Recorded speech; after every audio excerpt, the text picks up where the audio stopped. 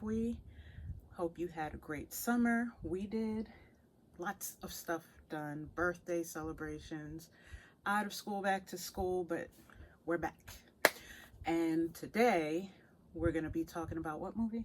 Intergalactic. Intergalactic. I'm glad you said it because I was about to call it Interstellar. That would have been totally wrong. I promise I watched the movie. I promise. So this movie is on Netflix. If you haven't seen it, it was released September 2022.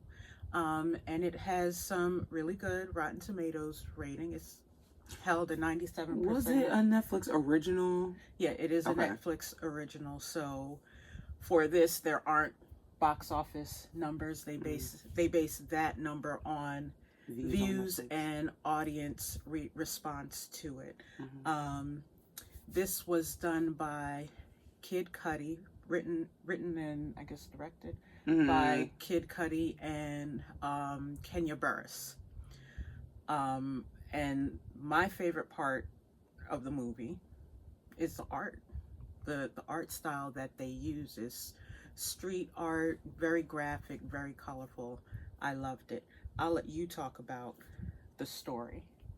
So, the story is about a guy named Jabari, and he works for I believe like a animation or like comic company, doing artwork, and he kind of already has like some tag work, like he does like spray painting around like his neighborhood Street and stuff. Art, yeah, and he's created this character, and I forget what his name is. I can't remember, but it's a kind of a dark looking character. Yeah, I forget what his name is. And he was played by the actor that was in Princess and the Frog, and he was in Greenleaf, the one that played the dad. Keith David? Yes. Okay. And like his character actually would come to life sometimes and talk and stuff like that. But basically, he's created this character. He's very passionate about this character, but he works for a company that is a little whitewashed, and they kind of create a lot of stuff that's more for mainstream commercial type stuff. So, you know, in that, he's kind of trying to figure himself out. He just got out of this long-term relationship with someone it's kind of getting a little hairy, and he wasn't really feeling it. And he's just trying to kind of figure his life out, you know, because he's working this day-to-day, 9 to 5, does the same thing every day, has this relationship that he, you know, is trying to figure out and is getting out of. So he's kind of trying to figure his life out. He ends up moving into this apartment, and next door is a young lady, and they end up running into each other as he's like moving in. And her name is Meadow. So, and she's played by Jessica Williams. Do you know what she's been on before? I feel like she's been in something, but I cannot put my finger on it. I've seen her in other films. The other thing I will say about this film that I love is, aside from the artwork, they actually did a really, really good job making the characters, even though the characters have their own likeness and personality and all of that, and their own persona in a sense, like their own identity. It's also like they made sure that the character reflected the person that's playing them. Yeah.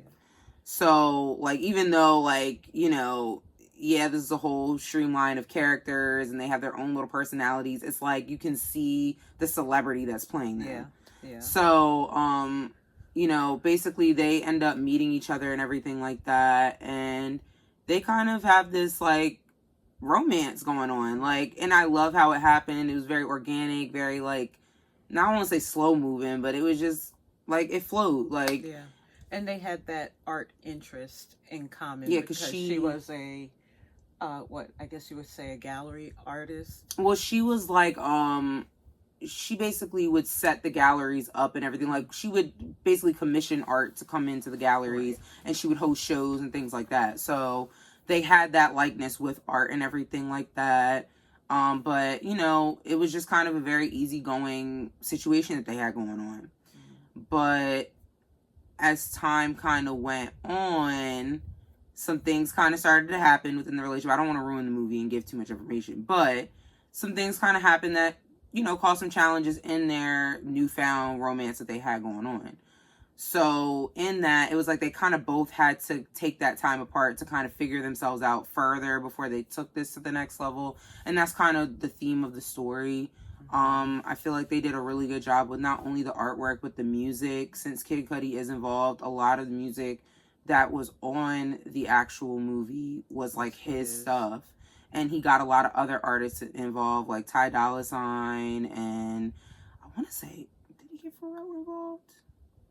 I don't recall, but there was like a lot of features on the track that he had. Like he had a lot of features in certain songs, stuff like that too.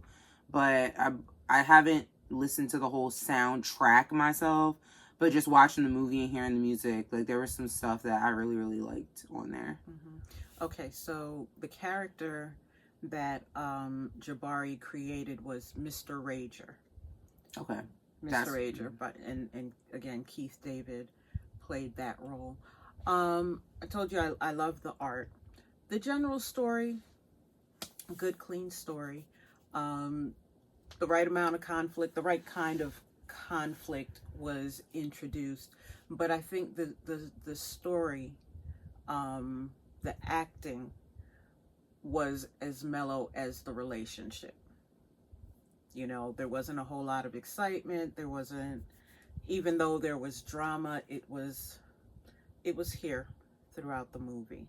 And for me, that's probably, it didn't hold my attention as much as it held hers. And again, half the people that we just named, I mean, I've heard of Kid Cudi. I couldn't tell you one song he did. So I think my kind of mood with the movie is because it ain't for my demographic. It's about a couple in their 20s, like we said, trying to find their career, and that ties into the title being Entergalactic instead of Inter with an I, Galactic, because they are going out. They're 20-something-year-olds that are stepping out, trying to figure themselves out, trying to build their careers, and navigating relationships. So I did look up to see if they planned on doing a sequel. The thought was thrown out there whether or not it'll happen. I think it needs to, but I wouldn't even be upset if it was like a whole nother set of characters. I think the reason why it resonated with me so much is because it's just like, we've gotten all of the animations and even like live action love stories from other racial perspectives. To see it done for an African American, or from an African American perspective, that like you can fall in love like this and it be organic, and you guys have your problems, but figure it out. And it was also bringing up a lot of real life stuff that just happens to us. So it resonated with me a lot because it was just something I could connect to. And maybe it is an age thing, I don't know. I just felt like, for me, like I could resonate with that. And I guess looking at it, that's the way I would want to maybe like meet somebody or fall in love or whatever, is just organically like that. Like, I don't know. Yeah. So all in all, I agree with I called it red tomatoes earlier, didn't I? Yeah. Oh, Lord. It's Rotten Tomatoes. Y'all forgive me. Forgive me. Anyway, I agree with their rating. Based on the story, based on the art that they used, the music, everything flowed. There may be someone of my age range, 30-something plus, that this will appeal to more than it appealed to me in my adultishness.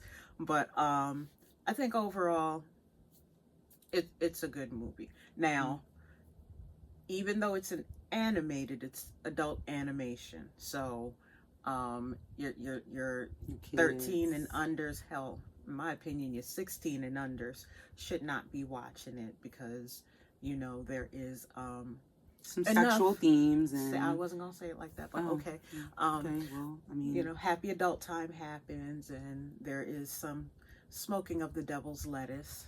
a lot. And there's, language and things like that. So use your discretion if you're letting your kids watch it. So anyway, that is all we have for today. Now, next week, and I'm telling you this now because you're probably going to need to watch it 3 or 4 times to keep things straight, and that's not a bad thing. The movie is called Parallel. The Hodge brothers, Eldris and Edwin Hodge, produced and co-wrote the film. So ladies, you got eye candy. But this is a sci-fi sci-fi fantasy type movie. film. Really good. You can find it if you have Paramount Plus or, oh gosh, what is it? It's not Showtime. Yeah, Showtime, I think. It was a Showtime film. Paramount Plus Showtime. You can watch it there. Highly recommend already, but we'll talk more about that next week. So that's all we have for today. Make sure you like, share, follow. If you're on Facebook, we're at Movies That Move We. On YouTube, we are at Media That Moves We, and the Movies That Move We playlist. There's only one playlist, so it shouldn't be that hard to find. But anyway, that's where we'll be. Tell your mom and tell your friends. And until next week, see you. Bye. Bye.